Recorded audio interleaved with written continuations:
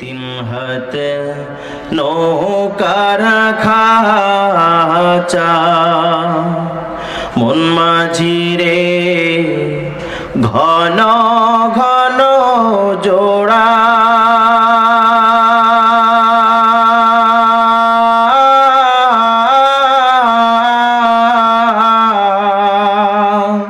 সাড়ে তিন হাত নৌকার খাঁচা মন মাঝি রে ঘন ঘন জোড়া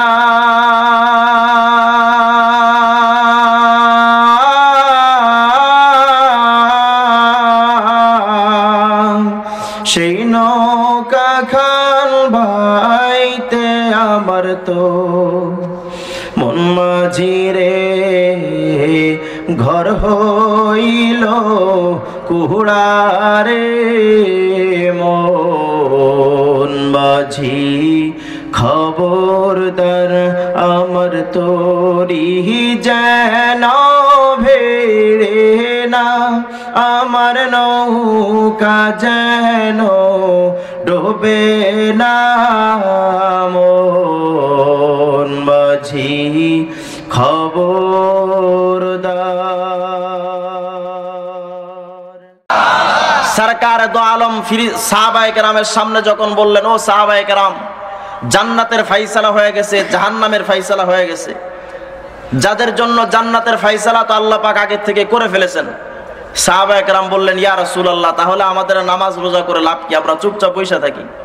নবী আলাইহিস সালাম বলেন, না, যাদের জন্য আল্লাহ পাক জান্নাতে যাওয়াটা সহজ, যাদের জন্য আল্লাহ জান্নাতের বাজেট করেছেন, তাদের জন্য নেকির কাজ করাটাকে আল্লাহ সহজ করে দেন। তাহলে এই সমস্ত মানুষের উপরে যে অনবরত রহমত ঝরে, এক একটা রহমতের সর্বপ্রথম অর্থ হলো আল্লাহ পাক তার জন্য জান্নাতে যাওয়ার কাজগুলো সহজ করে দেন। তুমি আমি বন্ধু গেলাম আটরশির বাবার দরবারে, ইমান যতটুকু নিয়ে গেছিলাম ইমানটা ওইখানে বিক্রি করে দিলাম, কারণ বাবার কাছে গিয়া তো সুন্নত পাইলাম না, চইলা আসলাম পেট ভাসায় না দেওয়ান বাগির কাছে, ওইখানে আইসাও বান্দা কিছুই পাইলাম না, শুধু বুড়িটা ছাড়া কিছু নাই। ঠিক কিনা জোরে বল? গেলেন সুরেশ্বরে চন্দ্রপুরে দেওয়ানবাগি সুলেমান শাহ বাবা, গাঞ্জা করে গাজা শাহ, আরো যত বাবা আছে সবার কাছে গেছো, নামাজের ওজিফা তোমারে দিল না, তোমারে সুন্নাতের ওজিফা দিল না। ও বান্দা, কিন্তু আল্লাহ পাকের হাবিব বলেন, উম্মত, যদি দুনিয়ার কোন বাবার দরবারেও যদি ভণ্ডদের কাছেও যদিও না যাও, হক্কানি পীরের কাছে যদি যাও, অথবা এই সমস্ত মজলিসে আইসা যদি হাজির হও, যেই সমস্ত হক্কানি পীর মাশায়েখদের মজলিসটা সুন্নাতের মজলিস, যেই সমস্ত দরবারগুলো সুন্নাতের দরবার, যেই সমস্ত মজলিসগুলো আল্লাহ পাকের কুরআন সুন্নাহর মাহফিল, এমন মাহফিলে যদি আসো, গাশিয়াতুহুমুর রাহমা, আল্লাহ পাক অনবরত তোমার উপরে রহমত ঝরাবেন। ও বান্দা, আর রহমতের সর্বপ্রথম আল্লাহ পাকের পুরস্কার হলো, বান্দা, যখন তোমার জন্য রহমতের ফাইসালা হয়ে গেছে, আমি আল্লাহ পাকের হাবিব ঘোষণা দিলাম, সর্বপ্রথম তোমারে আল্লাহ পাক জান্নাতে যাওয়ার কামগুলো সহজ করে দেবেন। বলেন সুবহানাল্লাহ। 2 নাম্বার আল্লাহ পাকের অনুদান, বান্দা, তুমি রিস্কা চালাও কেন? বলে, আমার একটু পেটের ঠান্ডা, খাওয়া দাওয়া তেমন নাই, রিজিকের জন্য রিস্কা চালাও। ও বান্দা, তুমি দোকানদারি করো কেন? করটিয়া হাট খোলায় তুমি কেন দোকানদারি করো? বলে, আমি দোকানদারি করি আমার পেটের ধান্দায়, খাওয়া দাওয়ার ব্যবস্থা হবে সংসার চালানোর জন্য। ও বান্দা, কেন তুমি দুনিয়ায় গাড়ি চালাও, কাজকর্ম ক্ষেত খামার কেন করো? সবার একটাই কথা, আমার পেটের ধান্দা। বর্তমান সময়ের কিছু মানুষ রূপী নেতা আছে, ওদের ধান্দাটা ইলেকশনের জন্য ধান্দাও হলো পেটের ধান্দা। ঠিক কিনা বলেন? আল্লাহ পাকের হাবিব বলেন, উম্মত, আমি আল্লাহ পাকের হাবিব তোমার ঘোষণা দিলাম, তুমি দুনিয়ায় অনেক রিজিক অন্বেষণ করেছো, তুমি কিন্তু বরকত হয় না, তোমার সম্পদের মধ্যে বৃদ্ধি হয় না। কিন্তু উম্মত যখন কোরআন সুন্নাহর তথা হালকায় জিকিরের হালকায় যখন হাজির হইবা, আমি আল্লাহ পাকের হাবিব ঘোষণা দিলাম তোমার জন্য যেই রহমতের ফাইসালা হবে, ওই রহমতের দ্বিতীয় অর্থ আল্লাহ পাক তোমার রিজিকের মধ্যে ভরপুর বরকত দান করবেন। বলেন সুবহানাল্লাহ। 3 নাম্বার হলো বেহিসাব মাগফিরাত। গুনাহ করেছো বান্দা, গুনাহ কইরা ফেলাইছো। ও বান্দা, কত মানুষ দেখবা গভীর রাত্রে উঠে আল্লাহর কাছে কান্দে,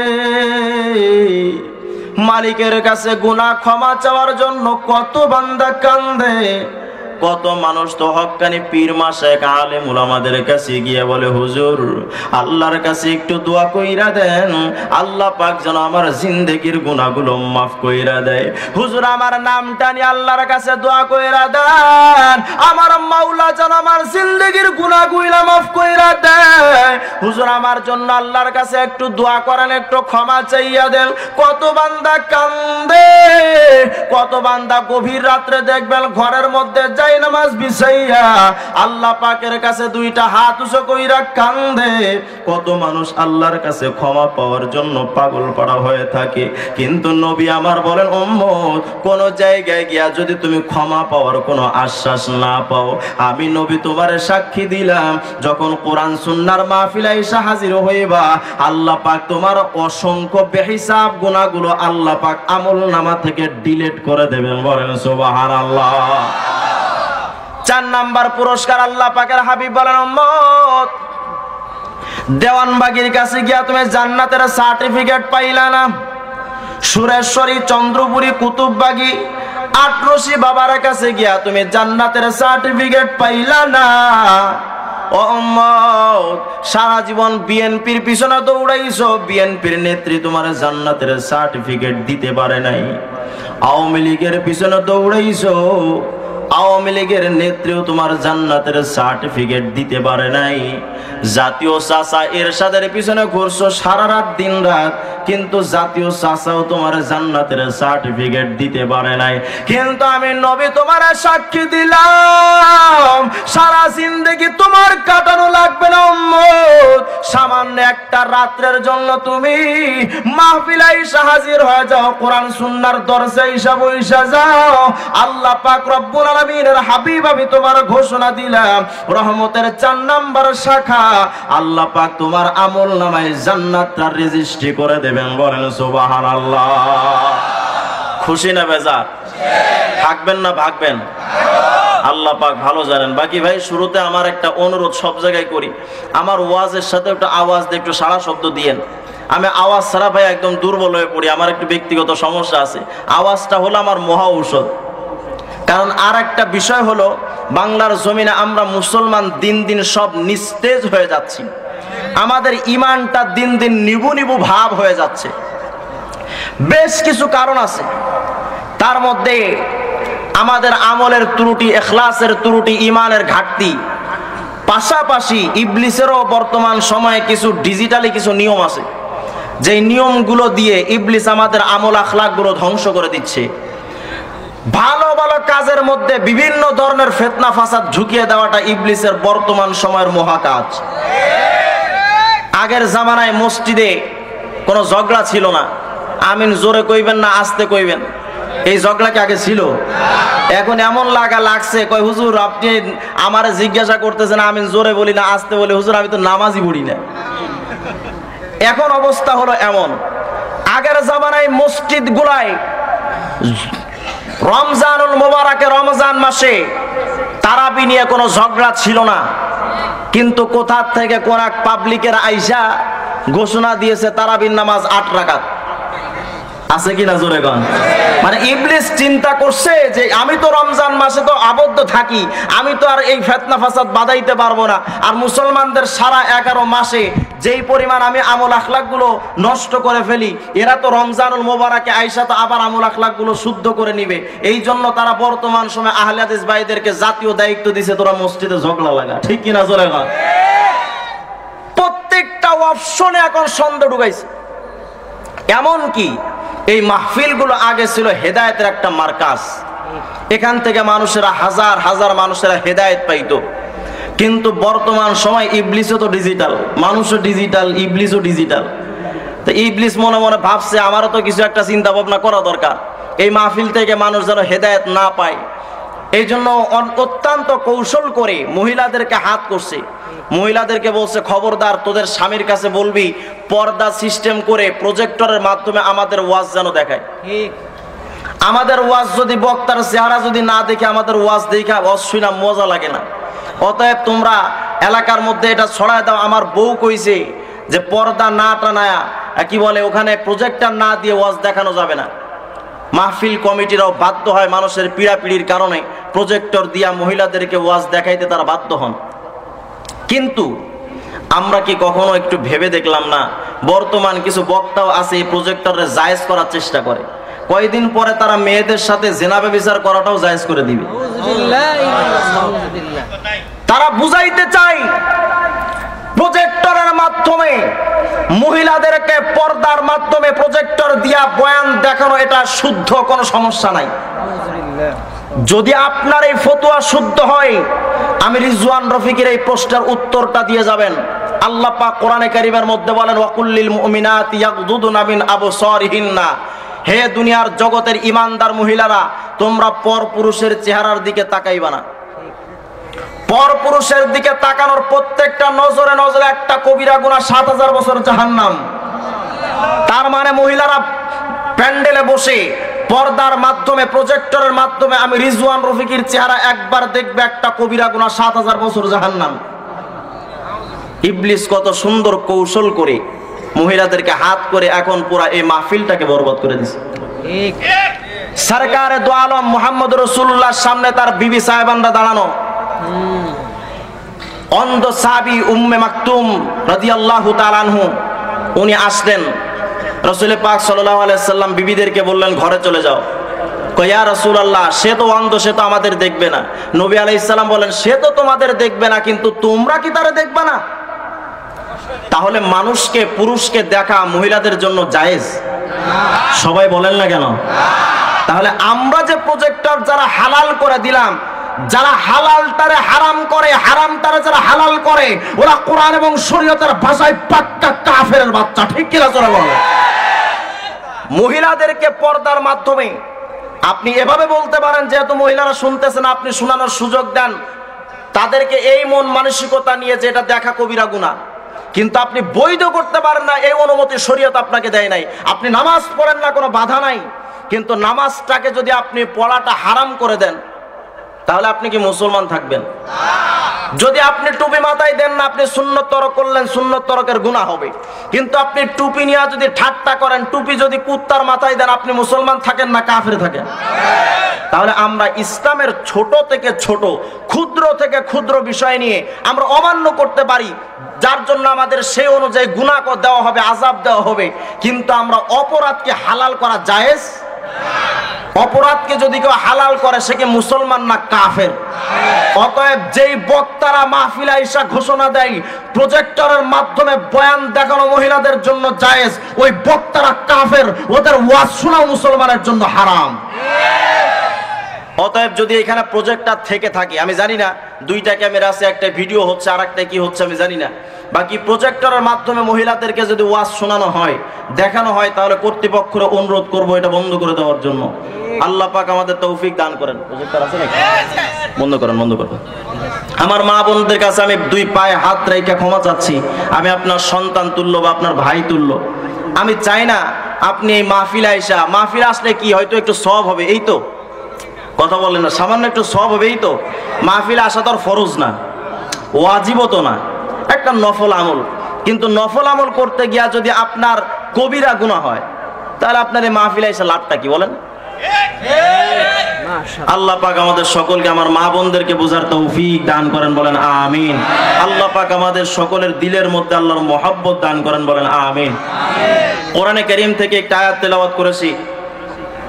আমার আলোচ্য বিষয় রবিউল আউয়াল মাস। বর্তমান দুইটা ফিতনা আছে। এক নাম্বার ফিতনা হলো ওয়াহাবি ফিতনা, আর একটা ফিতনা হলো সুন্নি ফিতনা। দুই দল এখন রবিউল আউয়াল মাসটারে ঝগড়ার মাস বানায় নিছে। একদল কয় নবীর মিলাদুন নবী পালন করব, আর একদল কয় না সিরাতুন নবী পালন করব।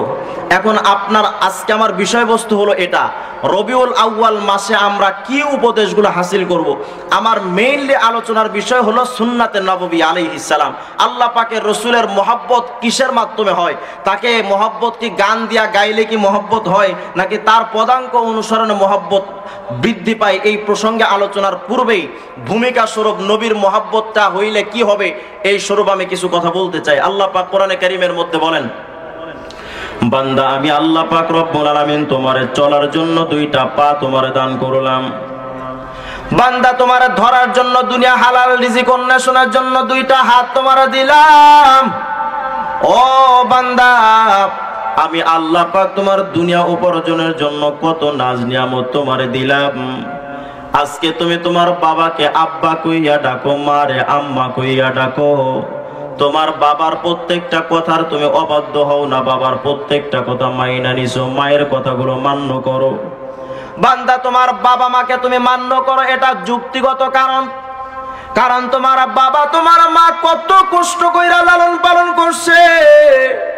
ও বান্দা তোমার মা তোমার বাবা কত কষ্ট ক্লেশ কইরা তোমারে বড় করেছে, তোমার লালন পালন করছে, তাদের কথা মান্য করাটা তোমার জন্য যুক্তিযুক্ত কারণ।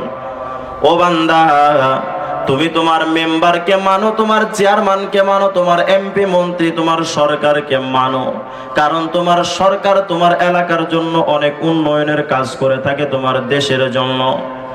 বান্দা আমি আল্লাহ পাক রব্বুল আলামিন আমার বড় আফসোস রে বান্দা, দুনিয়ার সামান্য অবদান পাইয়া ও বান্দা আমি আল্লাহ পাক রব্বুল আলামিনকে কেমনে ভুইলা গেলা।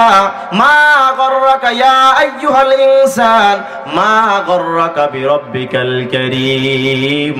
ও বান্দা কেন কেন বান্দা তোমরা আমি আল্লাহ পাকের থেকে দূরে সরে গেলা কেন, কিসের কারণে? ওরে তোমার বাবা মা তোমার জন্য কি করছি? হয়তো তুমি জন্মগ্রহণ করার পরে তোমার মা জন্মের আগে থেকে একটু কষ্ট করেছে, জন্মগ্রহণ করার পরে হয়তো কষ্ট ক্লেশ করছে 2-5 বছর 10 বছর। তোমার বাবা বান্দা তোমার জন্য জন্মের পর একটু কষ্ট করছে, কিন্তু বান্দা যখন তুমি তোমার মায়ের পেটে ছিলা কি খাইছো তোমার মা কোনোদিন খবর নেই নাই। ও বান্দা তোমার বাবা কোনোদিন খবর নিল না, তোমার মায়ের পেটে কোন হালতে তুমি ছিলা তোমার বাবা মা কোনোদিন তো খবর নেই নাই। কিন্তু আমি তোর মাওলা তোর মায়ের পেটে থাকা অবস্থায় তো আমি আল্লাহ তোমার খাবার পাঠাইলাম, সমস্ত কিছুর ব্যবস্থা করলাম। তুমি অসুস্থ হইলে আমি আল্লাহ সুস্থতা দান করছি, তুমি ক্ষুধার্ত হইলে আমি আল্লাহ পাক তোমার মায়ের পেটের ভিতরে এক প্রকার খাদ্য তৈরি করে তোমার স্টমাকে আমি আল্লাহ পাক পৌঁছে দিলাম। বান্দারে তোমার মায়ের পেটের রক্তকে আমি আল্লাহ রিফ্রেশ কইরা আমি আল্লাহ পাক তোমার নাড়ির মাধ্যমে পাস করে তোমার পেটের মধ্যে পৌঁছে দিলাম। বান্দা আমি আল্লাহ পাক তোমার জবান দিয়া মায়ের নাপাক রক্ত খাওয়াই নাই, কারণ এই জবান দিয়া তুমি আমি আল্লাহ পাকের আল্লাহ আল্লাহ জিকির করবা, এই জবান দিয়া তুমি আমার মালিকের গান গাইবা, তোমার এই জবান দিয়ে আমি মালিকের কোরআনে কারীমের তেলাওয়াত করবা। কিন্তু বান্দা আমি আল্লাহ বড় আফসোস কইরা জবানটারে পবিত্র রাখছি। আল্লাহ পাকের বড় আফসোস ও বান্দা, যেই জবানটারে পবিত্র রাখলাম দুনিয়ায় যাইয়া সিগারেট বিড়ি খাইয়া ফেন্সিল মদ খাইয়া জবানটারে নাপাক কইরা ফেলাইছো। ওরে তোমার বাবা মা তোমার জন্য কি করছে?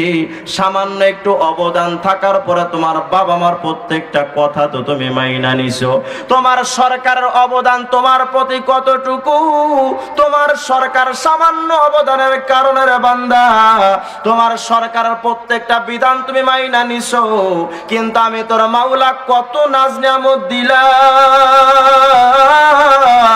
ও বান্দা চলার জন্য 2টা পা দিলাম, ধরার জন্য 2টা হাত দিলাম, দেখার জন্য 2টা চক্ষু ধরে দান করলাম। একটা দিন রাতে 24 ঘন্টার ভেতরে তুমি একটা দিন তো মাত্র 200-500 টাকার জন্য বিক্রি কইরা সারাদিন তারা কাম করলা, অথচ আমি আল্লাহ তোর আপদমস্তক কত কোটি টাকার সম্পত্তি দিয়েছি জানো? ও বান্দা আমি আল্লাহ কত কোটি টাকার সম্পত্তি দিলাম। বান্দা একটু হিসাব কইরা দেখো, আমি আল্লাহ পাক রে কেন তুমি ভুইলা গেলা? আমি আল্লাহ পাক তো তোমার 24 ঘন্টা ডাকতে থাকি, আলা মিন মুস্তাগফিরিন ফাগফির আলা। ও বান্দা, আসো কি কোন বান্দা রাতের গভীরে গুনাহ করেছো? আমি আল্লাহ দিনের বেলা ইন্নাল্লাহা লা ইউবসিতু ইয়াদাহু বিন নাহার লিয়াতুবা মুসিউল লাইল। বান্দা, রাত ভর তুমি গুনাহ কইরা ফেলাইছো, আমি আল্লাহ পাক সারাদিন দুইটা হাত প্রশস্ত করে রাখি। ওয়াল্লাহু ইয়াবসুতু ইয়াদাহু বিল-লাইলি লিয়াতুবা মুসিউন নাহার। আল্লাহ পাক রব্বুল আলামিন বলে, বান্দা সকাল থেকে রাত্র পর্যন্ত গুনাহ করেছো, আমি আল্লাহ পাক কিন্তু তোমার দুনিয়া থেকে বিদায় করে দিই নাই। ওরে তোমার বাবা, তোমার মা, তোমার অবাধ্য হওয়ার পরে তোমার বাবা মা তো তোমার দূরে সরায় দিতে পারে। পত্রিকার মধ্যে খবর পাওয়া যায় অনেক সন্তানকে বাবা মা তেজ্য পুত্র কইরা দেয় অবাধ্যতার কারণে। কিন্তু বান্দা, একটা বার তুমি হিসাব কইরা দেখো, আমি আল্লাহ পাকের সাথে কত নাফরমানি করছো। প্রত্যেকটা পরতে পরতে, সেকেন্ডে সেকেন্ডে, মিনিটে মিনিটে তুমি অপরাধ করেছো আমার সাথে তো তুমি নাফরমানি করছো বান্দা। কিন্তু আমি আল্লাহ কোনদিন তোমার ধ্বংস করে দিই না। আমি আল্লাহ আকাশের সূর্য তো বন্ধ করে দিই না। ও বান্দা, আমি আল্লাহ হিন্দুদেরও খাওয়াই, মুসলমানদেরও খাওয়াই। যারা মুসলমানদেরকে মারে তাদেরকেও তো আমি আল্লাহ পাক খাওয়াই। যারা আমার ইসলামের বিরুদ্ধে কথা কয়, যেই নাস্তিকেরা আমি আল্লাহর বিরুদ্ধে কথা কয়, আমি আল্লাহ পাক তো তাদেরকেও খাওয়াই। কারো তো আমি আল্লাহ পাক কমতি করি না। বান্দা, তুমি কি আমার দয়া জানো না? ওরে তোমার বাবা তোমারে ঘরের থেকে ধাক্কা দিয়া বাহির করে দিছে তোমার সামান্য অপরাধের কারণে। তোমার বাবা তোমার ঘরের থেকে ধাক্কা দিয়া বের করে দিছে। সারা রাত তুমি শীতের মধ্যে ঘরের বাহিরে, দুনিয়ার সবাই ঘুমায়, তোমার ভাই ঘুমায়, বোন ঘুমায়, আত্মীয় স্বজন, বন্ধু বান্ধব সবাই ঘুমায় গেছে। কিন্তু বাবা তোমারে যে ঘরের থেকে বের করে দিল, একটা মানুষ কিন্তু বন্ধু ঘুমাইতে পারে না। তোমার বাবা মা, আত্মীয় স্বজন, প্রেমিক প্রেমিকা, দুনিয়ার যত মানুষ আছে, দুনিয়ার সবাই কিন্তু ঘুমায় যায়, কিন্তু একটা মানুষ ঘুমায় না। ওই মানুষটার নাম বন্ধু মা। মা কিন্তু সারা রাতটা ঘুমাইতে পারে না। বাবা, ছেলের বাবা ডাক দিয়ে বলে, বিবি কেন বিছানায় আসো না, কিসের কারণে? বলে, আপনি ঘুমান, আমার একটু কাম আছে, আমি একটু পরে এসে ঘুমাবো। মায়ের কি কাজ ও বান্দা? মায়ের কি কাজ? মায়ের তো একটাই কাজ, আমার সন্তান ঘরের বাহিরে, ওরে আমার সন্তান রাতের গভীরে আমি মাকে যদি আম্মা কইয়া ডাক দেয়, আমার সন্তান যদি আমার ডাক দে বলে, মা গো শীতের রাত্রে ঘরের বাইরে দাঁড়াইতে পারি না, মা তাড়াতাড়ি দরজা খোলো, মা তাড়াতাড়ি দরজা খোলো। আমার সন্তানের ডাকে যদি গভীর রাত্রে আমি সাড়া না দিতে পারি, আমার সন্তানের সামনে আগামীকাল সকালবেলা আমার সন্তানের সামনে মুখটা দেখাইতে পারি না।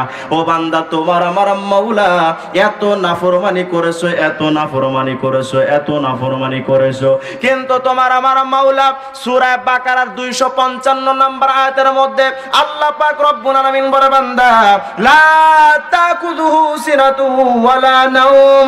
ও বান্দা, আমি আল্লাহ 24 ঘন্টা ঘুমাই না। কেন জানো? কারণ আমার বান্দা অপরাধ করেছে আমেরিকায়, আমার বান্দা অপরাধ করেছে হিন্দুস্তানে, আমার বান্দা অপরাধ করেছে পাকিস্তানে, আমার বান্দা অপরাধ করেছে বাংলাদেশের টাঙ্গাইল করুটিয়ার ময়দানে। আমার বান্দা কত জায়গায় কত বান্দা অপরাধ করছে। আমার বান্দা 24 ঘন্টার মধ্যে থেকে আমার বান্দা কখন জানি আমি আল্লাহকে আল্লাহ কইয়া ডাক দিবে। আমার বান্দা দুনিয়ার কোন প্রান্ত থেকে কখন জানি আমি আল্লাহকে আল্লাহ কইয়া ডাক দেয়। আমার বান্দার ডাকের সাথে সাথে আমি আল্লাহ সাড়া না দিয়া যদি মাফ না করতে পারি, আমার বান্দার সামনে আমি আল্লাহ তেমন মুখ দেখাইতে পারি না। এই জন্য আমার বান্দারে 24 ঘন্টা ক্ষমা করার জন্য আমি আল্লাহ 24 ঘন্টার মধ্যে একটা মিনিট একটা সেকেন্ডের জন্য ঘুমাই না। मैं ढूंढ रहा कहाँ है दरबार इलाही, मोहब्बत में तेरा दम बदम रखना है मौला, मोहब्बत में तेरा दम बदम रखना है मौला। মুসলমান বুঝাইতে চাচ্ছিলাম আল্লাহ পাকের ভালোবাসা কেমনে পাইবা। কত বান্দা কত ভাবে আল্লাহর মহব্বত পেয়ে গেছে। সারা জীবন নাফরমানি কইরা 99টা খুন কইরা 100টা খুন কইরা সেঞ্চুরি কইরা সেও আল্লাহর ওলি হয়ে গেছে। আপনি আমি কেন এখন আল্লাহকে ভুইলা থাকলাম? ও বান্দা, আল্লাহ পাক প্রত্যেকটা সময় তোমার আমার ডাকে। তোমার আমার মাওলা প্রতিটা ক্ষণ তোমার আমার ডাকে। এখনো সময় থাকতে বন্ধু আল্লাহ পাকের মহব্বতের ডাকে সাড়া দাও। কিয়ামতের ময়দানে আল্লাহ পাক রব্বুল আলামিনের কোরআনে কারীমের মধ্যে আল্লাহ পাক বলেন, বান্দা খবরদার, কুল ইয়া ইবাদিয়াল্লাযীনা আসরাফু আলা আনফুসিহিম লা তাকনাতু মির রাহমাতিল্লাহ। আল্লাহ পাক বলে, বান্দা কত গুনাহ করেছো। কুল ইয়া ইবাদিয়াল্লাযীনা আসরাফু, ও মেরে বান্দে, আল্লাহ পাকের মহব্বতের ডাক। ও মেরা বান্দা, কত গুনাহ করছো, আমি আল্লাহর কাছে এসে একটা ডাক দাও।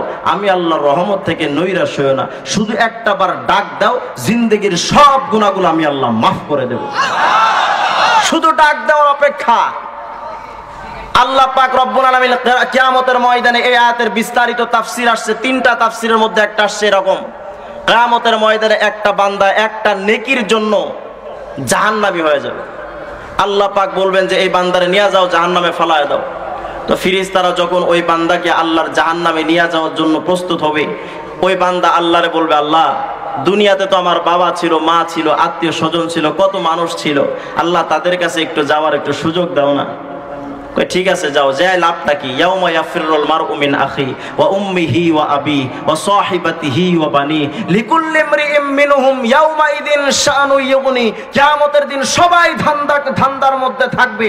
বাবা ধান্দার মধ্যে থাকবে, মা ধান্দার মধ্যে থাকবে, আত্মীয় স্বজন সবাই ধান্দার মধ্যে থাকবে।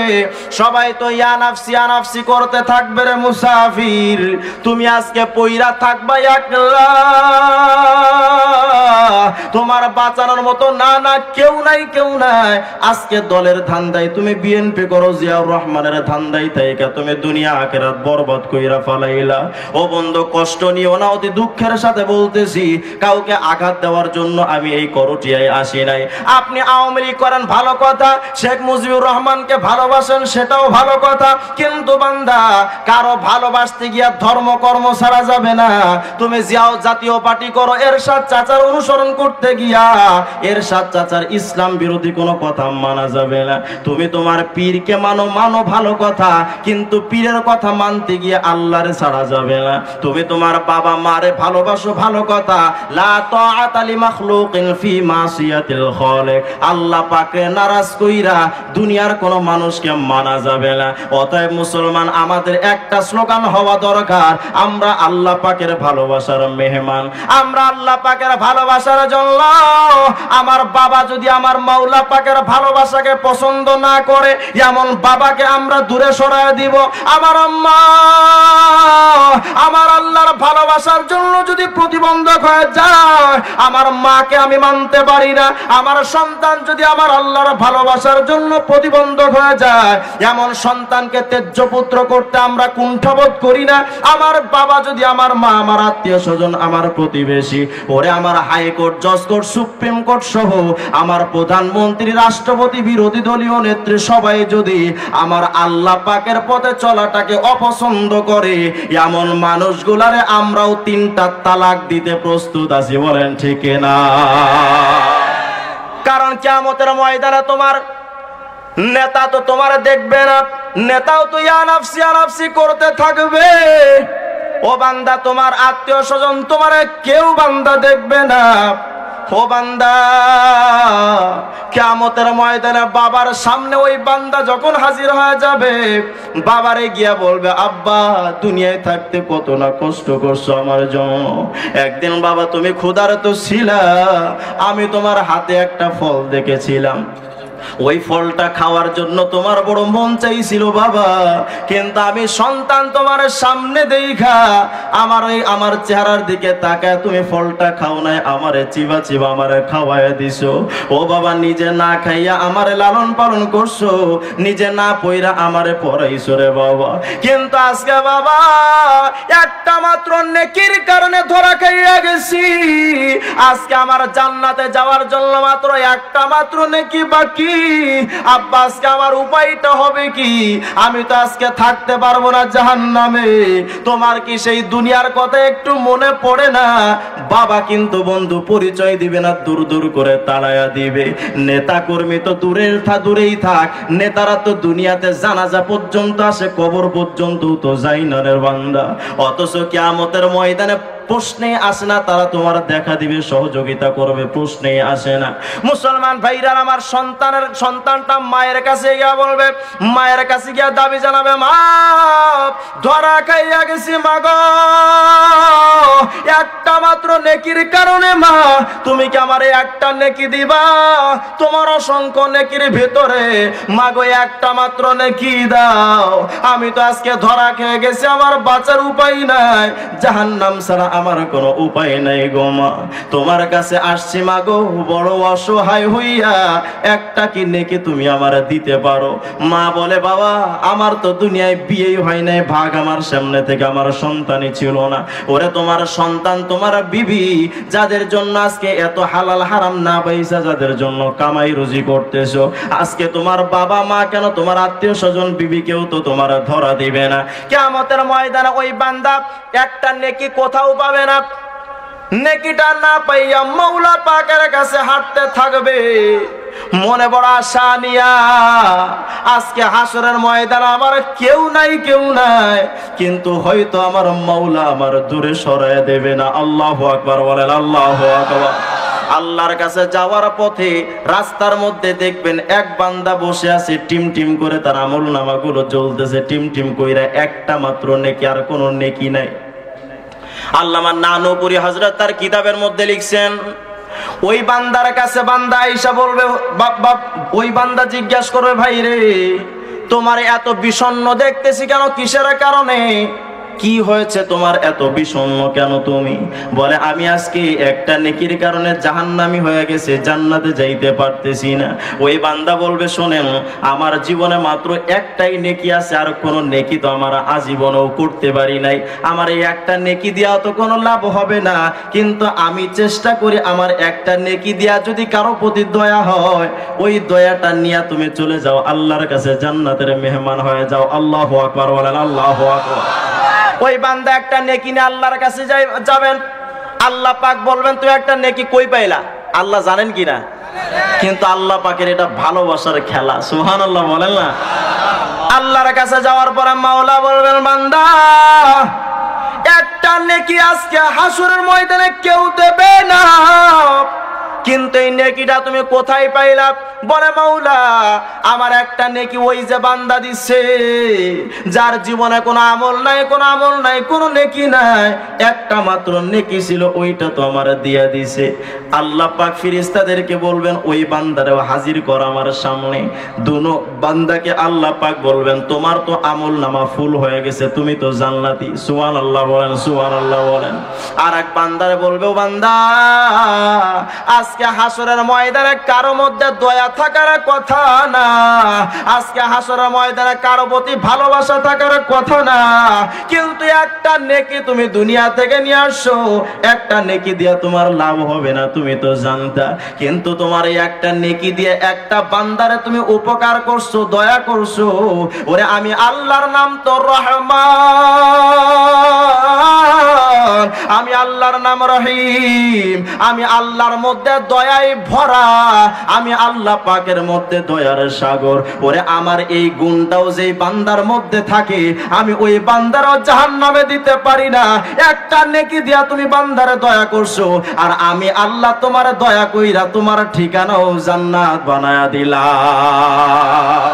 নিঃশ্বাসে নিঃশ্বাসে নিয়ামত পাই আমি, বিশ্বাসে তাই আমি না দেখে তোমায় মানি, সে মানা সামান্য খুবই ত্রুটিপূর্ণ, তোমার মিজানে মেপো না আমায় প্রভু।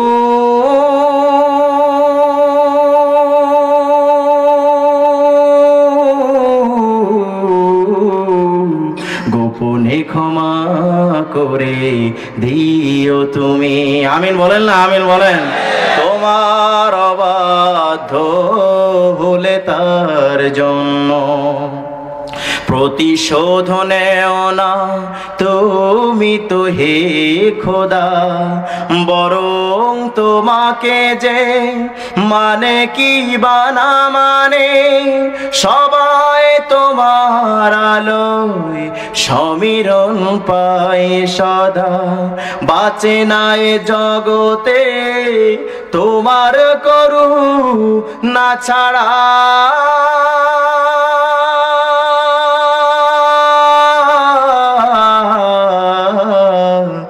একটি মুহূর্তেও কোনো প্রাণী নিঃশ্বাসে নিঃশ্বাসে নিয়ামত পাই আমি, বিশ্বাসে তাই আমি না দেখি তোমায় মানি, সে মানা সামান্য খুবই ত্রুটিপূর্ণ, তোমার মিজানে মেপো না আমায় প্রভু।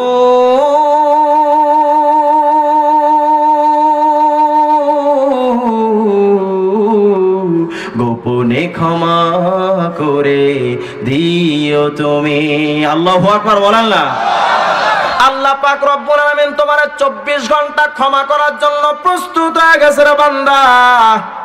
কিন্তু এখন তুমি আমি আল্লাহর ভালোবাসা পাই না। আজকে তো সে হাসান বসরি আর জন্মাই না, আজকে তো সিদ্দিকে আকবর আর জন্মাই না, আজকে তো বাংলার জমিনে আর শাহজালাল ইয়ামানি আসে না, আজকে তো মাইনুদ্দিন চিশতি তো আর বাংলার জমিনে আসে না, আল্লাহ ওয়ালার তো এখন বাংলার জমিনে আসে না। কারণটা কি? কারণটা কি রে বন্ধা? কারণটা কি? আগের জামানার মানুষের ইমানটা তো মজবুত ছিল, অনেক বড় বড় ওলি তারা হয়ে গেছেন। আমাদের সমস্যা কোথায়? আমরা কেন আজকে মাওলা পাকের ভালোবাসা চাইয়াও পাই না? কারণটা বন্ধু একটা, মাহে রবিউল আউয়াল আসছে, আজকে আল্লাহর ভালোবাসা তুমি আমি পাইলাম না। আফসোস আফসোস, আজকে কেন ভালোবাসা পাইতেছি না? একটা মাত্র কারণ, আল্লাহ পাকের সংবিধান থেকে তুমি আমি সইরা গেছি। আজকে তোমার আমার কাছে জাতি, আজকে তোমার আমার কাছে দুনিয়ার সংবিধান। আজকে তুমি ব্যবসা করো, তোমার ব্যবসা সমিতির সংবিধান, ইসলামের সংবিধান মানো না।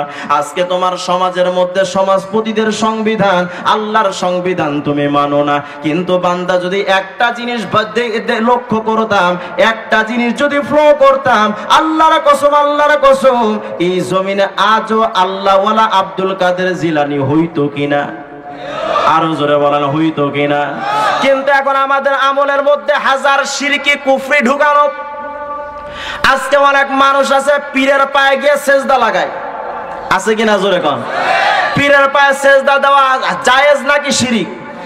তাহলে এই পীর বাবার কাছে গিয়া তুমি আল্লাহরে পাইবা না ইবলিস রে পাইবা? ঠিক কিনা? জোরে কোন। এখন তো সমাজের মধ্যে আমরা কি যে বুঝি না, অনেক মানুষের কবরে গিয়া বাবারে কয়, বাবা একটা সন্তান দাও বাবা। খোঁজ নিয়ে দেখা গেল বাবারই সন্তান ছিল না।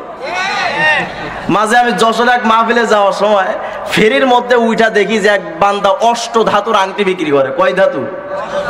অষ্ট ধাতুর আংটি। আরো কইতেছে যে আমার এই অষ্ট ধাতুর আংটি যদি একবার কেউ হাতে দাও তাহলে তোমার ভাগ্য পরিবর্তন হয়ে যাবে।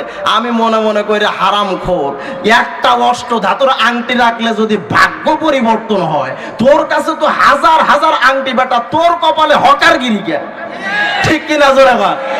আজকে আমাদের আমলনামার মধ্যে ভেজাল ঢুকে গেছে, ব্যক্তিগত জীবন আজকে আমলের মধ্যে ভেজাল। এখন বর্তমান কিছু মানুষও আমাদের মারেফাতের মধ্যেও ভেজাল ঢুকাইছে। ঠিক কিনা? জোরে কন। মাঝে মনে হয় কোন এক জায়গায় বলছিলাম, এক বান্দা চিন্তা করেন মারেফাত নিয়ে কত প্রকার ভণ্ডামি চলতেছে। এখন অনেক মানুষে তো শরীয়ত বাদ দিয়ে মারেফাতের গাঞ্জা টানে। ঠিক কিনা? জোরে কন। আবার মারেফাতের গান গায়, আমার বাবার দরবারে মুরিদ হইলে নামাজ রোজা লাগে না, মানে বাবার কাছে মুরিদ হইলে ওর জান্নাতও লাগে না। ঠিক কিনা? জোরে কন। বাবার কাছে মুরিদ হইলে নাকি অনেক বড় ওলি হয়ে যায়। ও বান্দা বড় আফসোস কইরা বলি, বড় আফসোস কইরা বলি, বড় আফসোস কইরা বর্তমান শুধুমাত্র আমাদের ভিতরে আসল আলেম সব হারায় যাইতেছে। সহি আকীদার আলেমগুলো এখন দূরে সরে যাইতেছে। দুনিয়ার সমস্ত ভণ্ডরা কণ্ঠ দিয়া তাদের দিকে আকৃষ্ট কইরা মানুষের আমলগুলো নষ্ট করে দিতেছে। কত ধরনের ঝামেলা কমকন। বর্তমান সময় অনেক পীর এমন আছে কয় মনের পর্দা বড় পর্দা, সামনের পর্দা উঠারে আছে কিনা চলে না, কয় মনের আলো বড় আলো, সামনের আলো নিভারে। ব্যাস এইবার যা হওয়ার হয়। আমল নিয়ে কত কিছু শুরু করছে বান্দা। আপনাদেরকে জিজ্ঞেস করি, যদি কোনো বান্দা মেডিকেল কলেজে ভর্তি না হইয়া যদি কেউ ডাক্তার দাবি করে, ওরে কি মানুষে কি এমবিবিএস ডাক্তার কয় না হাতুড়ি ডাক্তার কয়?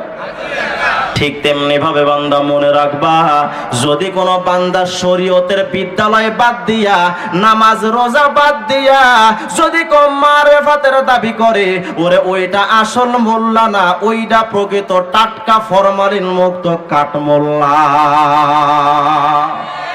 কত কিছু ভণ্ডামি এখন চলে। আল্লাহর নিয়ে এখন অনেকে স্যাক খাওয়ার গান গায়। এলেম কোথায়? এক বান্দা আল্লাহর নিয়ে গান গাইতেছে, আমি কার লাগি সাজাইলাম রে কুঞ্জ যতন করে, আহিলা না রে দয়াল আমারি গোরে, আমি কার লাগি সাজাইলাম রে কুঞ্জ যতন করে। মানে বুঝাইতে চাই যে আল্লাহ অনেক আশা নিয়ে তোমার জন্য বাসর বাঁধছিলাম, কিন্তু তুমিও আমার গোরে আইলা না।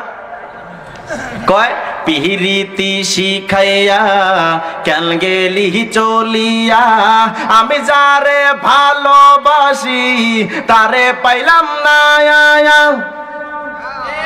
ঠিক কিনা জোরে কয়? মানে কয় যে পিরিতি শিখাইয়া আল্লাহ নাকি ওরা পিরিতি শিখায় নাকি আল্লাহ ভাগছে, হইলো? পিরিতি শিখাইয়া কেন গেলি চলিয়া, আমি যারে ভালোবাসি তারে পাইলাম না। আমি যারে ভালোবাসি পাইলাম না তারে, আমি কার লাগি সাজাইলাম রে কুঞ্জ যতন করে। মানে বুঝাইতে চাচ্ছে যে আল্লাহ অনেক আশা নিয়ে তোমার লগে পীড়িত করছিলাম, কিন্তু তুমিও মোরে ছ্যাক দিলা। জায়েজ আছে এটা গাওয়া? ভালোবাসা আল্লাহর কেমনে পাইবা বান্দা? আমি বলি সারা জীবন আল্লাহর ভালোবাসার গান গাইলা, রবিউল আউয়াল আসছে নবীর ভালোবাসার গান গাইলা, কিন্তু আল্লাহর নবীরে পাইলা না কেন? তার কারণটা হলো যতদিন তুমি আটরশি বাবার মুরিদ থাকবা, যতদিন সুরেশ্বরী চন্দ্রপুরী কুতুববাগী ভাসাইল্লা বাবা দেওয়ালবাগী সোলেমন শাহ ল্যাংটা শাহ কুত্তা শাহ গরু শাহ ঘোড়া শাহ বদনা শাহ, ওরা যতদিন ভান্ডারি বাবার মুরিদ থাকবা, আল্লাহর কসম আল্লাহর কসম দুনিয়ার আর কিছু পাও না পাও, আল্লাহর ভালোবাসা পাইবা না। ধর্ম নিয়ে কত ভণ্ডামি চলে। আর এক পীর আছে, অনেক পীর এখন পুরা জান্নাতের কন্ট্রাক্টরই নিয়ে আসছে। এক পীরের পাশে বসা মুরিদ একটা গান গায়, মানিকগঞ্জের পীর সাহেবের পাশে বসা মুরিদ একটা গান গায়, কিরামান কাতিবিন রোজ হাসরের দিন আল্লাহর কাছে যদি করে অভিযোগ, আমি বলবো দুনিয়ায় ছিলাম মানিকগঞ্জের লোক। হইল? আমি বানাইছি এইটারে নিয়া। কিরামান কাতিবিন পাইবে যেদিন তোরা হাজারা হারে মানিকগঞ্জের লোক, তোরে জুতা মাইরা কইব জাহান্নামে ঢো। গানটা যদি এমন হইতো, কিরামান কাতিবিন রোজ হাসরের দিন আল্লাহর কাছে যদি করে অভিযোগ, আমি বলবো দুনিয়ায় ছিলাম মুহাম্মদের লোক।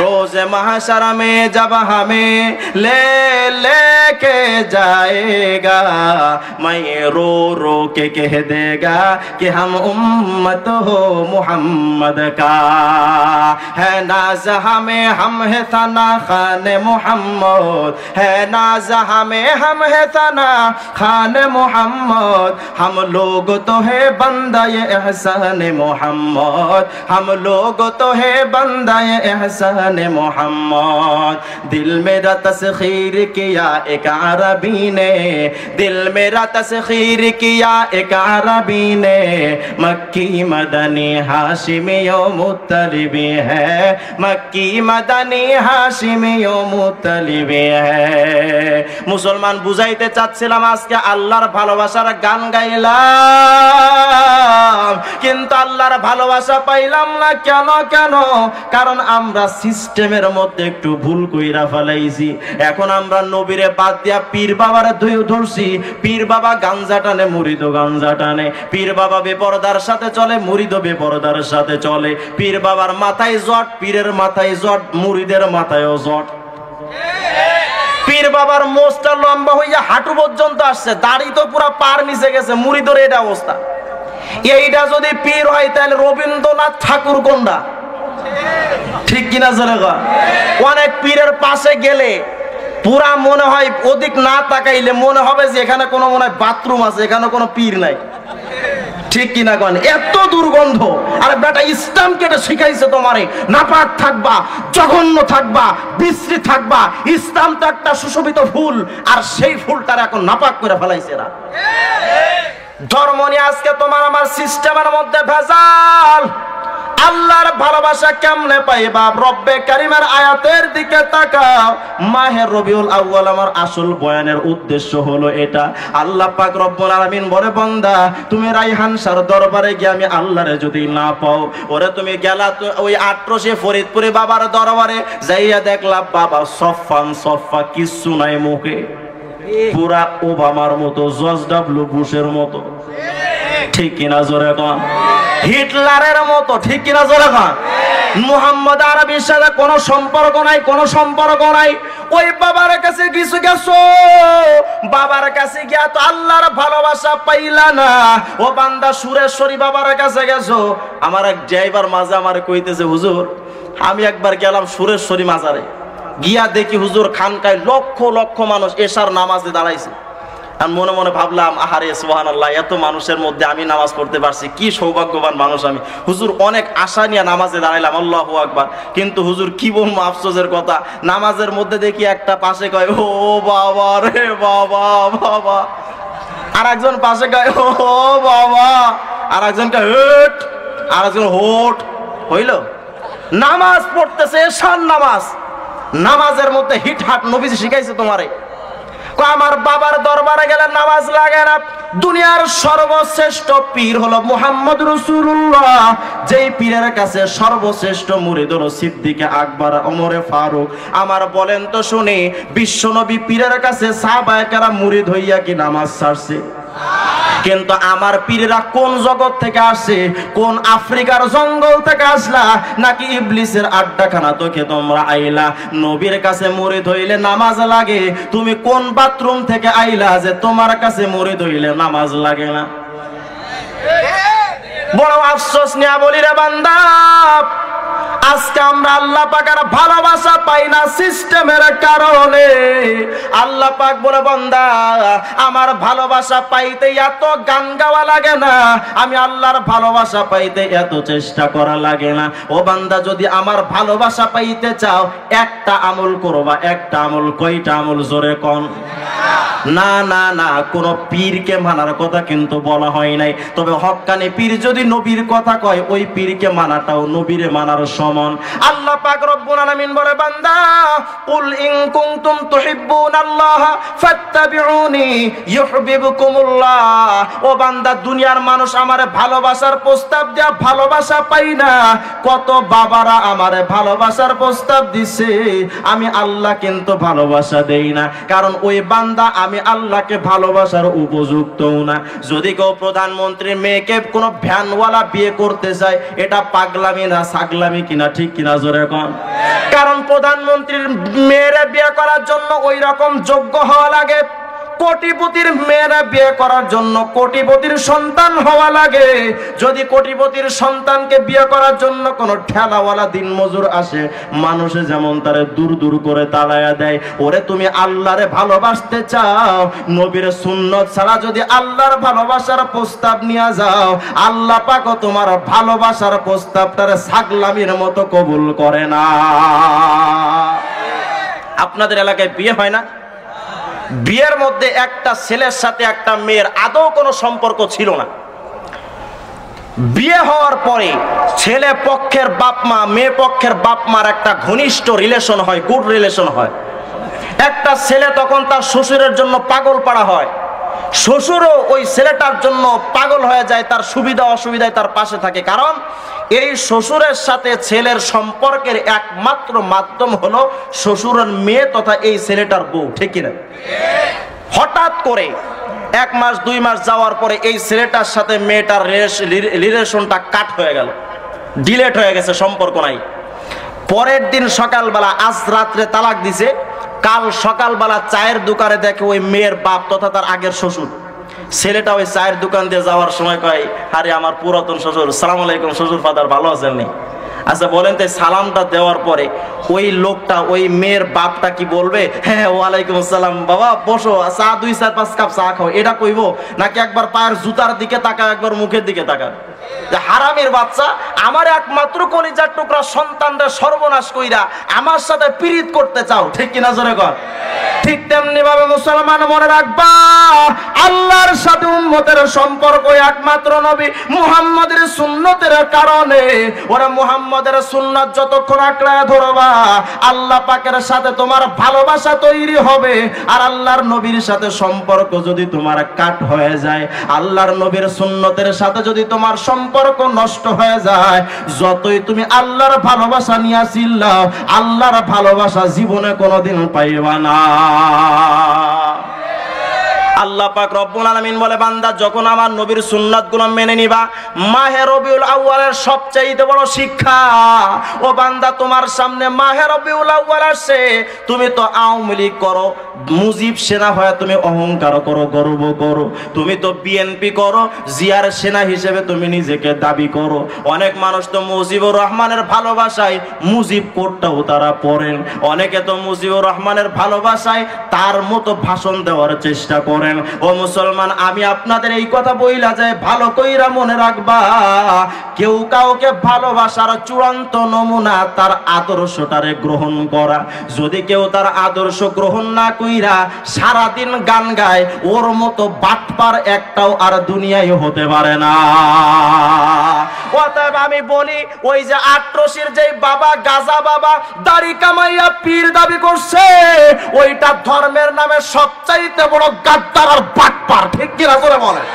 কারণ নবীর সুন্নাতের দেখো খবর নাই, আবার আল্লাহ রসুলের আশেক দাবি করো।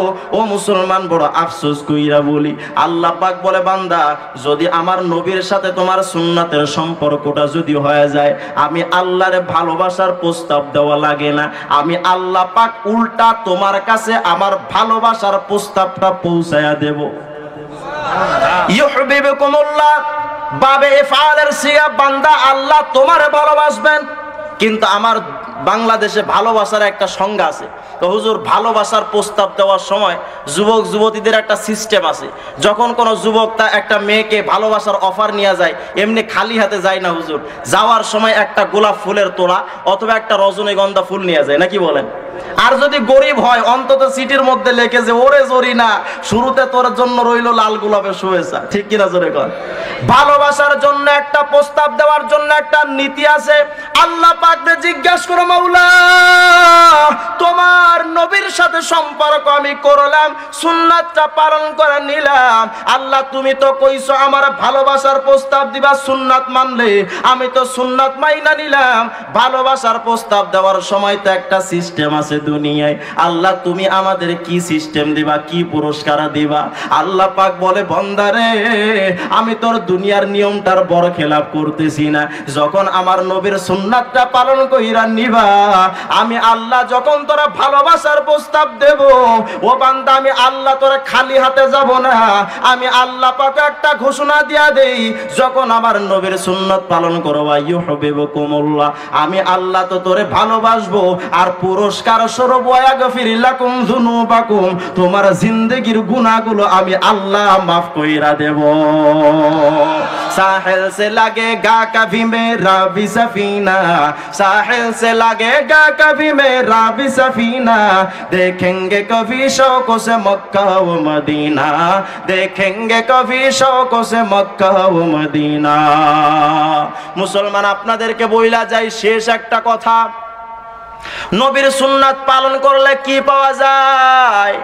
হাকিমুল উম্মত মুজাদ্দিদুল মিল্লাত শাহ আশরাফ আলী থানভী রাহমাতুল্লাহ আলাইহি তার কিতাবের মধ্যে লিখছেন, আল্লামা মুফতি ফয়জুল্লাহ রাহিমাহুল্লাহু তাআলা শায়াতকে তার হককে রহনুমাই নামক কিতাবের মধ্যে দেখছিলাম, মক্কার এক প্রখ্যাত বুজুর্গ ইন্তেকাল করছে, তার মতো এত বড় বুজুর্গ মক্কায় নাই।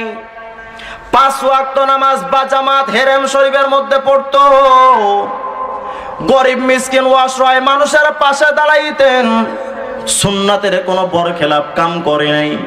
ইন্তেকালের পরে তার লাশটা নিয়ে সবাই জান্নাতুল বাকিতে দাফন করছে। কোথায়? জান্নাতুল বাকিতে। বন্ধু, সবাইকে তো দাফন করানো হয় না। এই জায়গায় যারা দাফন হইতে পারে বড় সৌভাগ্যবান।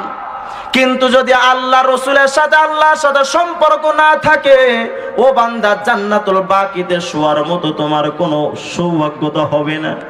ওই বুজুর্গটা নিয়ে জান্নাতুল বাকিতে দাফন করছে। এত বড় বুজুর্গ দাফন করার পরে জান্নাতুল বাকির মধ্যে একটা সিস্টেম হলো, 6 মাস পর পর ওইখান থেকে কবরে আরেকটা দাফন করে, যেহেতু জায়গাটা একটা সীমাবদ্ধ জায়গা আর ওখানে মানুষ অসংখ্য মানুষকে দাফন করা লাগে, তো 6 মাস পর পর একই কবরে আরেকটা লাশ দাফন করা হয়। হাকিমুল উম্মত মুজাদ্দিদুল মিল্লাত শাহ আশরাফ আলী থানভী রাহিমাহুল্লাহু তাআলা আনহু বলেন, বুজুর্গের লাশটার পাশে 6 মাস পরে আরেকটা লাশ নিয়ে যখন যাওয়া হইছে, কবরটা খনন কইরা দেখে আয় হায় কিং কর্তব্য বিমূঢ় হয়ে গেছে সবাই। কেন কেন? এই কবরের মধ্যে সেই বুজুর্গের লাশটা নাই, কোথা থেকে যেন একটা যুবতীর লাশ এই কবরের মধ্যে পাওয়া গেছে। সবার মধ্যে হয়রানি অবস্থা। এমনটা হলো কেন? সবাই আশ্চর্য হয়ে গেছে। এই জান্নাতুল বাকির দারোয়ানকে তো ঘুষ দেওয়াও সম্ভব না, জান্নাতুল বাকির দারোয়ানও তো ঘুষ খাই না। আমার বাংলাদেশের মানুষের মতো কিন্তু জান্নাতুল বাকির দারোয়ান না। আমার বাংলাদেশের মানুষেরা যারা উচ্চ পদস্থ, যারা ঘুষ খায়, অনেক মানুষ আছে বাংলার জমিনে 2 টাকাও ঘুষ খায়, আছে না? আপনারা না দেখলে অন্তত আমরা দেখি, রাত্রে যখন আমরা চলাফেরা করি 2 টাকাও ঘুষ নেয়। এক বান্দা একজনের কাছে গিয়া স্যারের কাছে গেছে, স্যার কয় দে বেটা 100 টাকা দিয়ে কাজটা করে দিন। কয় স্যার আমি তো আমার কাছে তো টাকা নাই। কয় 100 টাকা নাই? কয় স্যার সত্যি কথা নাই। কয় ঠিক আছে তাহলে 50 টাকা দে। কয় স্যার এইটাও তো নাই। সত্য করে কইলাম স্যার নেই আমার কাছে। কয় তাহলে 20 টাকা দে। কয় স্যার সত্য, আপনি এমন করেন কা, আমার কাছে নাই তো টাকা। আচ্ছা তাহলে 2 টাকা দে। কত বড় খাসর চিন্তা করে। কয় স্যার এইটাও আমার কাছে নাই। কয় তোর কাছে কিছুই নাই টাকা পয়সা? কয় না স্যার সত্য করে কইলাম, মায়ের কসম খায় কইলাম সত্যি আমার কাছে নাই। তাহলে তার একটা আকিস বিড়ি দে। কয় স্যার এইটাও নাই। কয় সত্যি তোর কাছে নাই? তো মাগনা তো আর ছাড়া যায় না। আচ্ছা পিঠটা একটু চুলকাই দিয়ে যায়। তাও আমার বাংলাদেশের মানুষটা ঘুষ ছাড়তে রাজি না। কিন্তু জান্নাতুল বাকির দারোয়ান তো এমন দারোয়ান না, দুনিয়া লেখা দিবা জান্নাতুল বাকির দারোয়ানের নামে, কিন্তু জান্নাতুল বাকির দারোয়ান তো ঘুষ খাবে না রে বান্দা। ও তো বড় আল্লাহওয়ালা বান্দা। জান্নাতুল বাকির দারোয়ান হওয়াটা এত সহজ না। ও বান্দা, জান্নাতুল বাকির দারোয়ান ঘুষ খাইয়া লাশটা তো অদল বদল করতে দিবে এমন ব্যাপারও তো না। তাহলে কেমনে এইখানে লাশটা চেঞ্জ হয়ে গেল? কেন কেন বুজুর্গের লাশটা নাই? কোথা থেকে মহিলাটার লাশ কেমনে আসলো? কিসের কারণে? ও আশেকে রাসূলের দল আজকে মোড়ে মোড়ে দেখা যায় আশেকে বিশ্ব আশেকে রাসূল, এমন বিশ্ব আশেকে রাসূল লেখে আর কুত্তাই ইচ্ছা মতো ঠ্যাংটা উঁচা কইরা মুইত্যা দেয়। ঠিক কিনা জোরে কোন? কারণ ওদের ইশকের মধ্যেও ভেজালে ভরা। আল্লাহ পাকের রাসূলের ভালোবাসার কি নমুনা দেখো। আল্লামা হাকিমুল উম্মত মুজাদ্দিদুল মিল্লাত শাহ আশরাফ আলী থানভী বলে, ও মিয়া ভালোবাসা নবীর দিলের মধ্যে ঢুকাইয়া নবীর সুন্নাতটা পালন কইরা না। ওরা তুমি থাকতে বড় বাংলাদেশে, কিন্তু মদিনাওয়ালা ঠিকই তোমারে ঠিক মদিনায় ইন্তেকালের পরে ডাইকা নেবে। চিন্তা করিস না রে উম্মত, চিন্তা করিস না। কোথায় আসো? আফ্রিকার জঙ্গলে আসো। টেনশন করবা না। বিশ্বনবী ঠিকই তোমার ডাইকা নিবে। কোথায় আমার আশিকে রাসূল? যখন ওই আল্লাহওয়ালার কবরটা দেখার জন্য একে একে হাজী সাহেবরা আসতেছে, হজের মৌসুম চলে, একে একে হাজী সাহেবরা সব আসছে। হঠাৎ করে এক হাজী সাহেব বলে, আমি তো এটার চিনি, এর লাশটা এখানে কেমনে আসছে? বলে এর লাশটা আসছে কোত্থেকে? এই মেয়েটার আসল বাড়িটা কোথায়?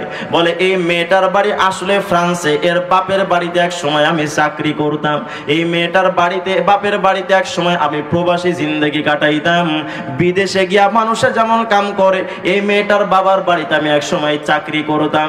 কিন্তু এই মেয়েটা আমি ওইখানে থাকতে তো ইন্তেকাল করছে, তার লাশটা এখানে কেন আসলো একটু খবর নেওয়া দরকার।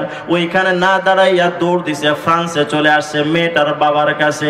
আয়েশা মেয়েটার বাবাটারে ডাক দেয়া বলে, ও ভাইরা, আজকে তোমাদের কাছে একটা সংবাদ বলতে চাই। তোমাদের সন্তান তো কিছুদিন আগে ইন্তেকাল করছে, কিন্তু তোমাদের সন্তানটার আমি দেখছি মক্কার জান্নাতুল বাকির মধ্যে দাফন হয়ে গেছে। তোমার মেয়ের ভাগ্যটা কত ভালো। বলে কেন? এটা তো আমি বিশ্বাস করতে পারি না। হাজী সাহেব ঘটনা খুলে বলে, তোমার মেয়েটা যখন আমি তোমার বাড়িতে চাকরি করতাম, ওরে আমার চলন বলন দেখা যারা ইসলামী রাজনীতি করেন, যারা স্বাভাবিক ইসলামের পথে চলেন বান্দা, সবাইকে আদর্শ শিখায় যায়, আদর্শ বইলা যায়, আদর্শ বলে যায়। আজকে তোমার আমার আদর্শের কারণে অমুসলিমরা বা বেঈমানরা আরো দূরে সরে যায়, তোমার আমার খাসলতের কারণে।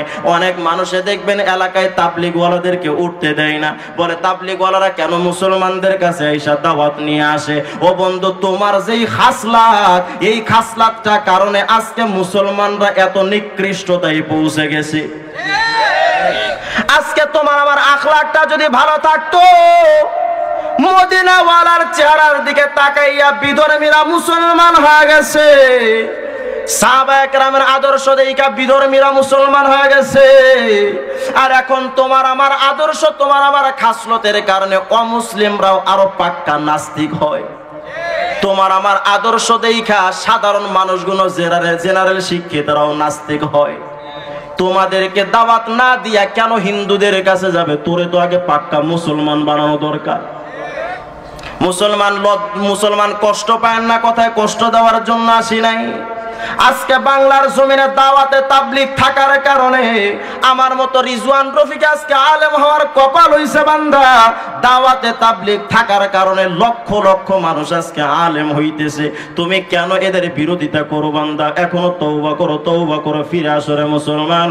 তোমার এখনো তওবা করার সময় আছে। ওরে চরমনাদেরকে তো ইবলিস দেখতে পারে না, তাবলীগদেরকে তো ইবলিস দেখতে পারে না, কওমি আলেম ওলামাদের তো ইবলিস দেখতে পারে না, হক্কানি পীর মাশায়েখদেরকে তো ইবলিস দেখতে পারে না। ওরে বান্দা, তুমি যদি না দেখতে পারো, তুমি একটু হিসাব কইরা দেখো, তোমার মধ্যে আর ইবলিসের মধ্যে কোনো পার্থক্য থাকলো না। মুসলমান বড় আফসোস কইরা বলি বান্দা, হাজী সাহেব যখন এই মেয়েটার বাবার কাছে গেছে, গিয়া বলতেছেন, আপনার মেয়ের লাশটা জান্নাতুল বাকির কবরস্থানে দেখলাম, কিসের কারণে? বলে সত্য করে বলেন তো শুনে আসল কাহিনীটা কি? আমার তো বিশ্বাস হয় না। বলে বিশ্বাস হবে কেমনে? চলো আগে কবরটা খনন করে দেখি। কবরটা খনন কইরা দেখে সত্যি সত্যি মেয়ের লাশটা কবরের ভিতরে নাই, একটা বিশাল দাড়িওয়ালা মানুষের লাশটা এই কবরের ভেতরে। কেমনে আসলো? যারা বান্দা ধর্ম, যার উৎসব সবার যারা কন, তাদেরকেও সতর্ক কইরা যায়। বাঙালি হিসেবে আমরা এমন স্লোগান দিতে পারি না, আমাদের ধর্ম আগে তারপরে জনগণ, ধর্ম আগে তারপরে দেশ, ধর্ম আগে তারপরে সমাজ, ধর্ম আগে তারপরে আমাদের দেশ দুনিয়া। ধর্ম বাদ দিয়া দুনিয়াটা কামাই করো না, ধর্ম বাদ দিয়া তুমি তোমার নেতারে খুশি করতে যাও না। আরে ধর্মটারে বাদ দিয়া তোমার নেতার পিছে পিছে ঘুরো না, তোমার কপাল পুড়বে এমন কপাল আর জীবনে কোনোদিন ভালো হবে না। আগে মদিনাওয়ালার ডাকে সাড়া দাও। ধর্ম যার যার, উৎসব সবার, এই স্লোগানটাকে মুসলমানের নাকি অমুসলিমদের? এই স্লোগানটা কি মুসলমানের না নাস্তিকদের? মুসলমান। তুমি কেন মুসলমানের সন্তান হইয়া স্লোগানটা দিলা? ওরা অন্য ধর্মের প্রতি তোমার আকর্ষণ মরণের পরে কোথায় নিয়ে যাবে? তোমাকে আঘাত করার জন্য বলি না, তোমার দরদি হইয়া বলতেছি ফিরে আসো। তোমার ভালোবাসায় স্নিগ্ধ পরশে আমিও বন্ধু আজকে পুলকিত। আমি তোমাকে আহ্বান করতেছি, সময় আছে এখনো, ফিরে আসো, এই দিকে যাও না। অমুসলিমদের কোন নিয়ম নীতি তুমি মুসলমান হিসেবে ভালো লাগার কথা না। মুসলমান একটা মানুষের যদি জ্বর হয়, ওই মানুষটার মুখে মিষ্টিও কিন্তু কেমন লাগে? তিতা লাগে। ঠিক তেমনি যদি তোমার কাছে মুসলমানের ধর্ম ভালো লাগে, একটা জ্বরাক্রান্ত রোগীর মিষ্টি যেমন তিতা, তিতাটাও যেমন তিতা। ও বন্ধু, তোমার কাছে যদি মুসলমানের ধর্ম ভালো লাগে, আবার যদি অন্য ধর্মের আইন কানুনগুলো ভালো লাগে, তাহলে মনে করবা তুমি আসল দিলের রোগী হয়ে গেছো। তোমার এই রোগটা ঠিক করার জন্য হক্কানি পীর মাশায়েখের কাছে যাওয়া দরকার। মুসলমান ভাইরা আমার, অন্য ধর্মের প্রতি আকর্ষণ না থাকা যাবে না। আল্লাহ ওই ব্যক্তি হাজী সাহেব গিয়া তার মেয়ের বাবারে বলতেছেন, চলেন দেখি আপনার মেয়ের লাশটা, কবরটা খনন কইরা দেখি কবরের মধ্যে আপনার মেয়ের লাশটা আছে কিনা। কবরটা খনন কইরা দেখে সত্যি সত্যি কবরের মধ্যে লাশ নাই। কোথা থেকে একটা বিশাল দাড়িওয়ালা বুজুর্গের লাশ এই কবরের ভিতরে আসছে। হাজী সাহেব তো পুরাই কিংকর্তব্য বিমূঢ় হয়ে গেছে। এই মেয়েটা কবরে কেন গেছে জান্নাতুল বাকিতে সেটা তো বুঝলাম, কিন্তু এইখানে এই মুরব্বীর লাশটা কেমনে আসলো? ও মুসলমান ভাইরা আমার, হাজী সাহেব বলেন, আপনার মেয়ের ব্যাপারে কাহিনীটা শোনেন। আপনার মেয়েটাকে এখানে দাফন করছেন কখন? আপনার বাড়িতে আমি যখন চাকরি করতাম, আপনার মেয়েটা আমার চলন বলন দেখা, আমার আচার আখলাক দেখা আমাকে একদিন ডাক দিয়া বলে, ভাই রে, সত্য করে বলো তো শুনি, তুমি কোন ধর্মের অনুসরণ করো? আল্লাহু আকবার বলেন, আল্লাহু আকবার। তুমি কোন ধর্মের অনুসারী? তোমার ধর্মের নবীকে একটু জানাও। তোমার নবীর কে, তার আচরণটা তো সুন্দর, তোমার চাল চলনটা তো সুন্দর, ওরা তোমার আখলাক চরিত্র কথাবার্তা এমন সুন্দর। তোমার নবীর নামটা কি একটু কৌতু শুনি? বলে, আমার ধর্মের নাম ইসলাম, আমার নবীর নাম হলো মুহাম্মদুর রাসূলুল্লাহ। সুবহানাল্লাহ, জোরে বলেন। আল্লাহ পাকের হাবিব বলেন, বুইসতু লিউতাম্মিমা মাকারিমাল আখলাক। আমি দুনিয়ার মানুষকে আখলাক শিক্ষা দেওয়ার জন্য আসছি, চরিত্র শিক্ষা দেওয়ার জন্য আমি মুহাম্মদুর রাসূলুল্লাহ আসছি। ও মুসলমান, তোমার আমার আখলাক দেখা যদি কোনো ভাই কষ্ট পায়, তাহলে মনে রাখবা তুমি পাক্কা মুহাম্মদের অনুসারী হইতে পারো না। তবে অনেকে আবার মনে করে মুহাম্মদ রাসূলুল্লাহ সুন্নতের অনুসারী বিধায় কারো কিছু কিন্তু বলা যাবে না, কিন্তু এটাও কিন্তু নবীজির আখলাক। ইসলামের বিরুদ্ধে যদি কোনো নাস্তিক কথা কয়, ইসলামের বিরুদ্ধে যদি কেউ কোন চোখ রাঙায়, ইসলামের বিরুদ্ধে যদি কেউ অবস্থান নেয়, তার বিরুদ্ধে সশস্ত্র যুদ্ধের জিহাদের ডাক দেওয়া মুহাম্মদ রাসূলুল্লাহর স্বভাব। ঠিক কিনা জোরে বলেন? অতএব ইসলামের বিরুদ্ধে যারা কথা কয়, তাদের বিরুদ্ধে অবস্থান নেওয়া এটাও কিন্তু মুহাম্মদ রাসূলুল্লাহর আখলাক। কিন্তু মুসলমান সাধারণ আখলাকটা হলো, মুহাম্মদ রাসূলুল্লাহ সাধারণ আখলাকটা হলো দোসরে হাতটা বুলায়া দেওয়া, দোসর মাথার উপরে হাতটা রাখা, শত্রুকে ভালো মন্দ জিজ্ঞাসা করা, শত্রুর কাছে গিয়া মুহাম্মদ রাসূলুল্লাহ আখলাক তার সেবা শুশ্রূষা করা। মুসলমান ভাইরা আমার, মেয়েটা বলতেছেন, সত্য করে বলেন আপনার নবীর নাম কি? বলে, আমার নবীর নাম মুহাম্মদ। বলে, ও মুসলমান ভাইরে, যেই ধর্মের নবীর এত সুন্দর আখলাক, যেই ধর্মের মানুষগুলোর আখলাকটা এমন, আমি তো এতদিন খ্রিস্টান ছিলাম, কিন্তু আমার মন চাচ্ছে মদিনাওয়ালার ধর্মটা কবুল করার জন্য। আমি আর থাকতে চাই না, আমি আর থাকতে চাই না খ্রিস্টান, আমার মনে চাই মদিনাওয়ালার ডাকে সাড়া দেওয়ার জন্য। ওরে আমি আর খ্রিস্টান থাকতে চাই না। ও মুসলমান, তুমি আমার একটু দয়া কইরা কালেমা পড়ায় দাও, কালেমা পড়ায় দাও, কালেমা পড়ায় দাও। আল্লাহু আকবার জোরে বলেন। আমি আর খ্রিস্টান থাকতে চাই না। তোমাদের আখলাক আচার ব্যবহারটা দেখে আমার ভালো লাগছে, মজা লাগছে। ও মুসলমান, যারা আজকে আশিকে রাসূলের দাবি করো, আমরা কিয়াম করি না বিধায় আমার একটা চাকরি গেছে, আমি কিয়াম করি না বিদায় জুম্মার নামাজ পড়াইতাম, এক জায়গায় 20,000 টাকা বেতন পাইতাম। ঢাকার মগবাজারের নয়াটলা শাহ সাহেবের মাজার মসজিদে কিয়াম করি না বিদায় আমি নাকি নবীর সাথে বেয়াদবি করছি। আমার চাকরি শেষ, আমার কয় হুজুর কিয়াম করা লাগবে। বললাম ভাই আমি কাঠমোল্লা না, আমি মিলাদ পড়া খাওয়ান না হুজুর না। আমার 20,000 টাকা প্রত্যেক মাহফিল থেকে 20-25,000 আসে, আমি তোমাদের এই মিলাদ পইরা খাইতে পারবো না। তোদের চাকরি নিয়ে তোরা থাক, আমার ধান্দা নিয়ে আমি থাকি। তোমাদের আখলাকটা কেমন নবীর আশা কইছো? আলেমদেরকে বেয়াদব কইতে তারা কোনটা বোধ করে না? যারা নবীর শানে যারা কিয়াম করে না তাদের উপরে হামলা করতে কোনটা বোধ করে না? আমি স্পষ্ট জানা যায়, যারা কিয়াম নিয়ে এত বাড়াবাড়ি করো, যারা মুহাম্মদের নাম নিয়ে দাড়ি কামাও, ওদের মতো সিটার আর বাটপার বাংলার জমিনে আর একটাও হতে পারে না। কারণ নবীর আখলাক তুমি শেখো নাই, নবীর আচার আচরণ তুমি শেখো নাই। নবীর ভালোবাসার গান গাইয়া কি লাভ? নবীর আদর্শটা যদি না নিতে পারো, যদি কেউ বঙ্গবন্ধুর মুজিব সেনা দাবি করে আর বঙ্গবন্ধুর কানুনগুলো যদি সে না মানে, তারে যেমন দলের থেকে বহিষ্কার করা উচিত, তেমনি মুহাম্মদুর রাসূলুল্লাহর আদর্শ মানুষ দাবি কইরা যারা দাড়ি টুপি কাটে না, ওদেরকে মুসলমানের তালিকা থেকে নামটা কাইটা দেওয়া দরকার।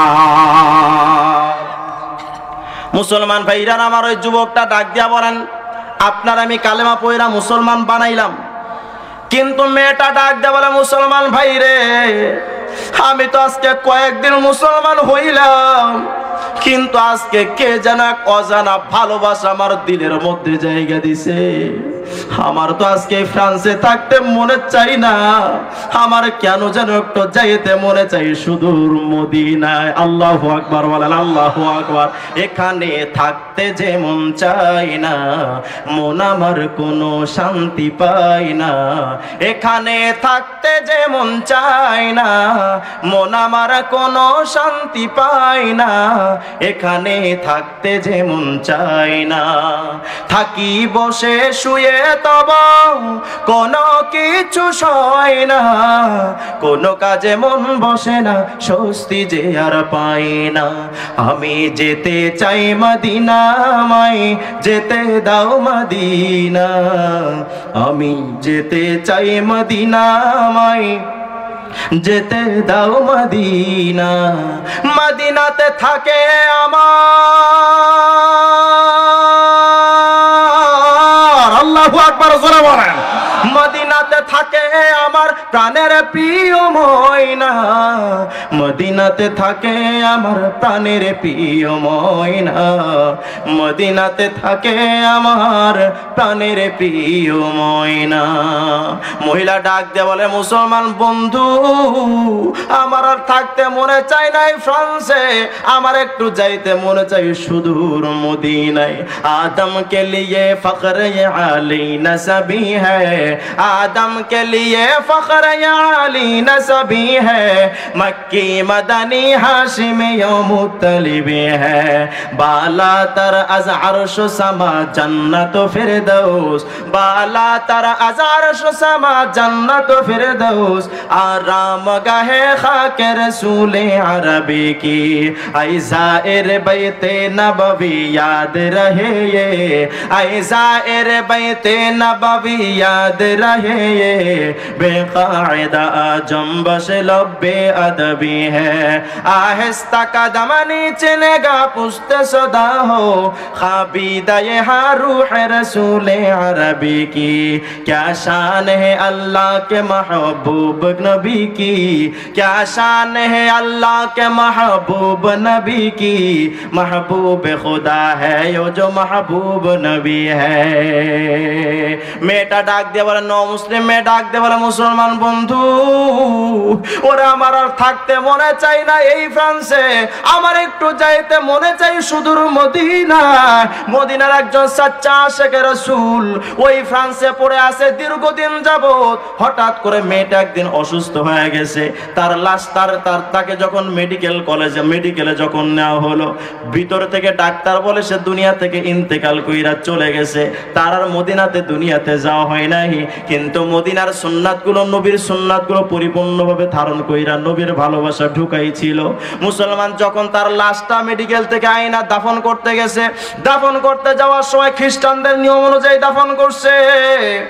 দাফন কইরা যখন খ্রিস্টানদের নিয়মে দাফন করছে, এই হাজী সাহেব বলেন এইখানে আর থাকা যাবে না। ওরে একজন সাচ্চা আশিকে রাসূল, সাচ্চা একজন খাঁটি আশিকে রাসূল, তার কবরটা কেন এইভাবে খ্রিস্টানদের মতো হবে? তারে তো মুসলমানদের মতো কবর দেওয়া দরকার ছিল। এই কষ্টে সে চাকরিটা ছেড়ে দিয়ে চলে আসছে। বন্ধু, যখন এই হাজী সাহেব দেখছে মেয়েটার লাশ এখানে নাই, আসল কাহিনী তো ঘটে গেছে। সারা জীবন মদিনার টান যে মেয়েটার মধ্যে ছিল, ওই মেয়েটা তো আর ফ্রান্সে থাকতে পারে না। আল্লাহ পাকের হাবিব মদিনা থেকে ওই মেয়েটাকে জান্নাতুল বাকিতে আল্লাহর কাছে সুপারিশ কইরা ডাইকা নিছে। বলেন সুবহানাল্লাহ।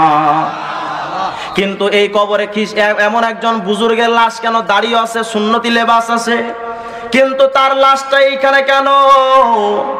ও বন্ধু, যারা ধর্ম, যার যার উৎসব, সবার কইয়া স্লোগান দাও। এই জায়গা থেকে ছোট্ট একটা কথা বলতে চাই। এই বুজুর্গের বাড়িতে হাজী সাহেব গিয়া তার বিবির কাছে জিজ্ঞাসা করতেছেন, সত্য করে বলেন তো শুনি আপনার স্বামীর কি এমন আমল ছিল? বলে, আমার স্বামীর মতো এত ভালো আমলদার আর বাংলার জমিন আমি আর এই সৌদিতে আর একটাও দেখি নাই। 5 ওয়াক্ত নামাজ বা জামাত হেরেম শরীফের মধ্যে পড়তো। আমার স্বামী সবসময় এতিম মিসকিন অসহায় হত দরিদ্র দুস্থ মানুষের পাশে থাকতো। নামাজ রোজার মধ্যে কোনো গাফলতি ছিল না, ইবাদতের মধ্যে কোনো গাফলতি ছিল না। বলে, কিন্তু কেন? তার লাশটা তো জান্নাতুল বাকিতে ছিল, কিন্তু এই লাশটা আমি ফ্রান্সে একটা খ্রিস্টানদের কবরে দেখলাম। কারণটা কি? ভালো কইরা মনে কইরা দেখেন তো, আপনার স্বামীর বিধর্মীদের কোনো আইনের প্রতি তার আকর্ষণ ছিল কিনা?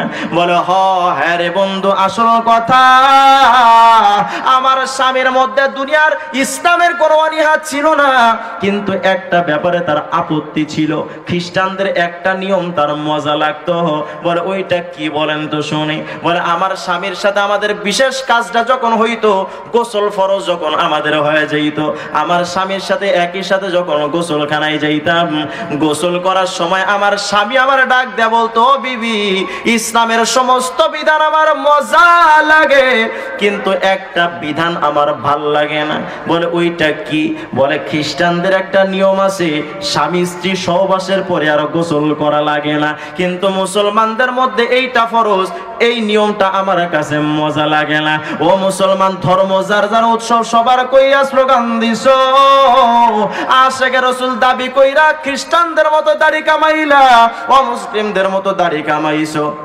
ইসলামের বিধান তোমার কাছে মজা লাগে না, ইসলামের পোশাক আচার ব্যবহার তোমার কাছে ভালো লাগে না। তুমি এখন টাই চুলাইছো, প্যান্ট শার্ট পইরা ইসলামিক স্কলার হইছো।